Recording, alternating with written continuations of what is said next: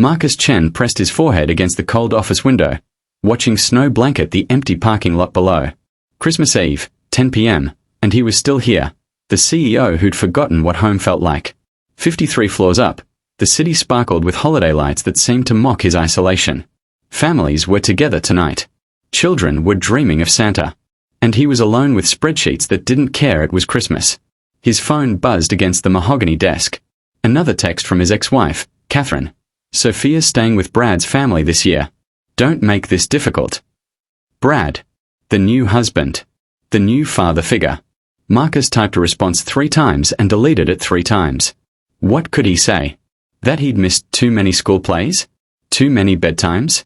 That money couldn't buy back the moments he'd traded for success? He set the phone down and stared at the framed photo on his desk. Sophia at age 4, gap-toothed and giggling on his shoulders. She was 12 now. Almost a stranger. Mr. Chen. A small voice shattered his solitude like glass breaking in a silent room. He spun around, his heart jolting. A boy, maybe 6 years old, stood in his doorway wearing a jacket so thin Marcus could see the cartoon character on his shirt underneath. The child's sneakers had holes near the toes, held together with what looked like duct tape. In his small hands, he clutched a crumpled envelope decorated with crayon drawings of reindeer. Behind him, Maria Gonzalez, his night cleaning lady, materialized like she'd been yanked from the shadows. Her face drained of all color, her dark eyes wide with panic. She'd worked for Chen Industries for 3 years, always arriving after everyone left, always gone before anyone arrived. Invisible. Until now. Tommy, no. Maria rushed forward, her cleaning cart forgotten in the hallway, but the boy's words tumbled out in a breathless rush. Sir, can you tell Santa we moved? Mom says he might not find us at the shelter, and I wrote him a really important letter, and Mom says you're the highest up person in the whole building, so maybe you're close to the North Pole. The words hit Marcus like a physical blow. Shelter. The single word echoed in his mind, reshaping everything. He'd walked past Maria countless times over 3 years, nodded politely when they crossed paths, mumbled thank you when he worked late and saw her emptying his trash. Never really seeing her. Never wondering about her life beyond these walls. Never noticing she had a child. Never asking if she was okay. Maria grabbed Tommy's hand, tears already streaming down her face. I'm so sorry, Mr. Chen. I told him to wait in the break room. He promised he'd stay there. We'll go right now. I'm so sorry. Please don't fire me. Please. The desperation in her voice cut through Marcus like a knife. She wasn't just embarrassed, she was terrified. Terrified of losing the job that apparently wasn't enough to keep a roof over their heads. Wait. Marcus held up his hand, then slowly knelt to Tommy's level, his expensive suit pants creasing on the carpeted floor. Up close, he could see the boy's face was scrubbed clean but his hair needed cutting. His eyes, deep brown like his mother's, held a hope so pure it made Marcus's chest physically ache. What's in the envelope, buddy? Tommy looked up at his mother for permission. Maria nodded, unable to speak, her hand covering her mouth as if to hold back sobs. My letter to Santa, Tommy explained seriously, holding it out like a sacred offering. Mom said if we give it to someone really high up, like maybe someone who works in a tall building, maybe it'll reach the North Pole faster. 'Cause we moved, and Santa might not know where we are now. Marcus took the letter with trembling hands. The envelope was made from a brown paper bag, carefully cut and folded. Tommy had drawn a Christmas tree on it in green crayon, with a wonky star on top. Marcus's throat tightened as he carefully opened it and pulled out the letter inside. The paper was lined notebook paper, the kind from a dollar store. Tommy's handwriting was shaky but painstaking, each letter formed with the careful concentration only a child could manage. Asterisk Dear Santa asterisk. Asterisk My name is Tommy and I am 6.5. Mom says I've been really good this year. I help clean up and I don't complain even when I'm hungry. I know you bring toys but I don't need toys this year. Can you please help my mom stop crying at night? She thinks I'm asleep but I hear her. And maybe a real home? Mom works so hard. She's the best mom. That's all I want. Asterisk. Asterisk love. Tommy asterisk. Asterisk P.S. If you can only do one thing, make mom stop crying. That's the most important. Asterisk. Marcus read the letter twice, his vision blurring. His hand shook. This child, this 6-year-old boy, was asking Santa to fix his mother's broken heart. Not for video games or bicycles. Just for his mother to stop crying. He looked up at Maria, really looked at her for the first time in 3 years, and finally saw what had been invisible to him. The dark circles under her eyes that spoke of sleepless nights. The worn shoes with soles so thin they couldn't have much life left. The way her cleaning uniform hung a little loose, suggesting missed meals. The calluses on her hands from work that never stopped.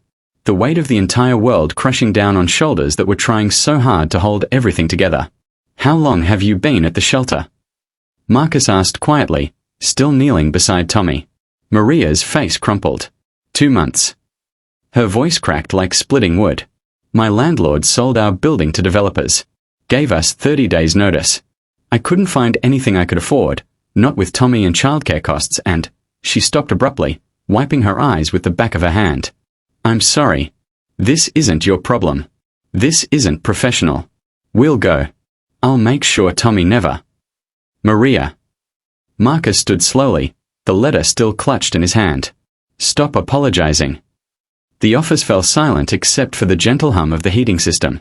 Outside, snow continued to fall on a city full of people heading home to warmth and family. Inside, 3 people stood in a moment that would change everything. But it was Tommy who spoke next, his small voice cutting through the tension. "Are you Santa's helper, Mr. Chen?" Marcus looked down at the boy's hopeful face and felt something shift in his chest, like ice breaking, like light flooding into a dark room. "I'd like to be," he said. Marcus pulled out his phone with hands that weren't quite steady. The weight of Tommy's letter felt heavier than any contract he'd ever signed, any deal he'd ever closed. 3 years. Maria had been here 3 years, and he'd never once asked her name until tonight. Never wondered if she had children. Never considered that the woman who cleaned his office might be fighting battles he couldn't imagine. "Michael. It's Marcus Chen." He turned slightly away, his voice low but firm. "I need the keys to the vacant condo in Riverside Commons. Tonight." There was a pause on the other end. Marcus could picture his property manager's confusion, probably sitting by a fireplace somewhere, eggnog in hand, wondering why his boss was calling on Christmas Eve. "Mr. Chen, it's after 10 o'clock on Christmas Eve. The office is closed, and that property isn't ready for..." "It has heat, running water, electricity." Marcus interrupted. "Well, yes, but there's paperwork, and the cleaning crew hasn't." "Then it's ready enough. I'll meet you there in 45 minutes. Marcus glanced at Maria, who was shaking her head frantically, her eyes pleading. "This is an emergency, Michael. I need this." He ended the call before there could be further debate. Tommy was watching him with eyes that held the kind of trust Marcus hadn't seen in years, the way Sophia used to look at him before he'd broken too many promises. "Mr. Chen, we can't." Maria's voice trembled. "I can't accept whatever you're thinking. I can't. It's too much. I'm just the cleaning lady." "You're not just anything," Marcus said, the words coming out harder than he intended. He softened his tone. "You're a mother working 3 jobs by my guess, this one, probably a day shift somewhere, and raising Tommy. Am I right?" Maria's silence was answer enough. A tear slipped down her cheek. "I thought so." Marcus moved to his desk, pulling out his laptop. "And I'm guessing you're here at night because childcare during the day costs more than you make." "The shelter has evening supervision," Maria whispered. "They watch him while I work. During the day, Tommy's in school, and I clean houses in his neighborhood so I'm close if anything happens." Marcus's jaw tightened. This woman had been holding her world together with sheer will while he'd been feeling sorry for himself in an empty mansion. "You're not accepting charity," he said firmly, typing rapidly. "You're accepting a company housing benefit I should have offered years ago. Consider it part of your compensation package, retroactive to your hire date." "Mr. Chen." "Marcus. And I'm not negotiating this, Maria." He looked up from his screen. "Chen Industries has 12 residential properties. We offer housing assistance to employees who need it.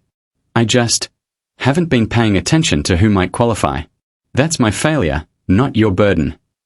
It was a lie, but one he'd make true by morning. He'd call the board tomorrow, Christmas or not, and implement the program properly. There were probably others like Maria in his company, invisible people holding everything together while he'd been too self-absorbed to notice. Tommy tugged on his mother's sleeve. "Mom, is this real? Are we getting a home?" Maria knelt down, pulling her son close. "Baby, I don't know. This is very generous, but..." "It's real," Marcus interrupted. He crouched beside them again, meeting Tommy's eyes. "And I'll make sure Santa knows exactly where to find you. I promise." "You can really tell him." Tommy's face lit up like the Christmas tree in the lobby downstairs. "I can really tell him." Marcus felt his throat tighten again. When had he last made a promise to a child? When had he last kept one? 20 minutes later, they were in Marcus's car, a sleek Mercedes that Tommy declared was almost as cool as a sleigh. Maria sat in the passenger seat, clutching her worn purse, looking like she might bolt at any moment. In the rearview mirror, Marcus watched Tommy press his face against the window, marveling at the Christmas lights decorating the houses they passed. "Why are you doing this?" Maria asked quietly, her voice barely audible over the soft hum of the engine. Marcus gripped the steering wheel, watching the road disappear under falling snow. "I have a daughter," he said finally. "Sophia. She's 12 now. I haven't seen her in 4 months because I was always working. Always busy. Always chasing the next deal, the next success." He paused, swallowing hard. Her stepfather is tucking her in tonight. Reading her stories. Being there. And I'm realizing I spent so many years climbing to the top of a building that I forgot to build a life. He glanced at Maria, who was watching him with an expression he couldn't quite read. "Tonight, I was sitting in my office feeling sorry for myself," he continued. "Thinking about how empty my house is. How quiet. And then Tommy walks in and reminds me that real problems aren't loneliness in a mansion. They're trying to keep your child safe when you have nowhere to go." His voice cracked slightly. "I've been alone in a 12-bedroom house while you and your son had nowhere to sleep. That's not the world I want to live in anymore." Maria was crying silently, tears streaming down her face. "I've been so scared," she whispered. "Every day, trying to hold it together. Trying to make Tommy think everything is okay. But I'm drowning, and I didn't know how to." Her voice broke. Marcus pulled into the parking lot of Riverside Commons, a modern complex with cheerful lights strung along the balconies. Michael's car was already there, the property manager standing under an awning, looking confused but holding a key ring. "You're not drowning anymore," Marcus said firmly. "I've got you." They walked through the falling snow to the building entrance. Tommy held his mother's hand on one side and reached for Marcus's on the other. The small, cold fingers slipping into his palm sent a jolt through Marcus's chest, a connection he'd forgotten existed. The condo was on the 2nd floor. Michael unlocked the door, still looking baffled, and stepped aside. Maria gasped. It was furnished, not lavishly, but comfortably. A sofa and coffee table in the living room. A small dining set. Through an open door, Marcus could see a bedroom with a bed already made. Another door revealed a smaller room, perfect for a child. Tommy ran inside, his sneakers squeaking on the hardwood floors. Mom, look. I have my own room." Santa knew. He really knew. Maria stood frozen in the doorway, her hand over her mouth, shoulders shaking with sobs. Marcus gently guided her inside and handed her an envelope he'd prepared in the car, a new employment contract with a salary that reflected what she actually deserved, not what he'd been paying her. "This is your home now," he said quietly. "For as long as you need it. And starting January 1st, you're transitioning to a day position in facilities management. Same hours, better pay, better benefits, and Tommy can be in school while you work." "I don't understand," Maria choked out. "Why? Why would you?" "Because a very wise little boy just taught me what actually matters," Marcus said, watching Tommy explore his new bedroom with pure joy radiating from his small face. "And because showing up for people, really seeing them, is worth more than any success I've chased." He thought of Sophia, of all the moments he'd missed. He couldn't get those back. But he could start now. He could be different. Better. Maria pulled her son close when he ran back, both of them crying and laughing. Tommy looked up at Marcus with stars in his eyes. "You're the best Santa's helper ever, Mr. Chen." Marcus knelt down one more time, eye level with the boy who'd changed everything. "Call me Marcus. And Tommy. Your mom is the real hero here. She's the one who never gave up on you." Tommy nodded seriously, then hugged his mother tight. "I know. That's why I asked Santa to help her." Marcus stood, his own eyes burning. Michael handed him the keys, still confused but smiling now. "Merry Christmas, boss." "Merry Christmas," Marcus replied, but he was looking at Maria and Tommy, a family that had reminded him what home actually meant. It had nothing to do with buildings and everything to do with showing up for the people right in front of you. With seeing them. with caring enough to act. He'd spent his last Christmas Eve alone. Tomorrow, he'd call Sophia. Not to make excuses, but to start rebuilding. To be present. To try.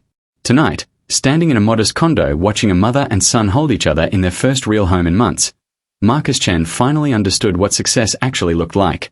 It looked like hope. Like connection. Like love in action. It looked like coming home.